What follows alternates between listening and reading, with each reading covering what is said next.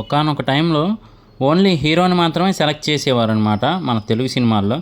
అదేంటి అంటే హీరోయిన్ మాత్రం ఫిక్స్డ్గా సౌందర్య గారే ఉండేవారు ఏ మూవీ అయినా కానీ. ఆల్మోస్ట్ తెలుగులో ఉన్న అప్పటి పెద్ద హీరోలందరితో నటించారు. జూనియర్ సావిత్రిగా కూడా పేరు తెచ్చుకున్నారు. అంతేకాదండి, ఎక్స్పోజింగ్కి క్వైట్ ఆపోజిట్గా ఉండేవారు. అంటే ఎక్స్పోజింగ్ అనేది చేసేవారు కాదనమాట మూవీస్లో. కేవలం ఆవిడ యాక్టింగ్ స్కిల్స్తో మాత్రమే టాప్ రేంజ్లో అయితే ఉన్నారు.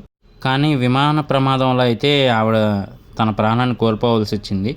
కానీ ఎంతోమంది ఆడియన్స్కి ఒక భార్య అంటే ఇంత పద్ధతిగా ఉండాలి, లేదా కూతురు అంటే ఇలా ఉండాలి అనేలా ప్రూవ్ చేశారు. మరి ఆవిడ గురించి పూర్తి వీడియో మన ఛానల్లో అవైలబుల్గా ఉంది. ఇప్పటివరకు చూడకపోతే చూసేయండి, అలాగే సబ్స్క్రైబ్ చేసి సపోర్ట్ చేయండి. Thank you.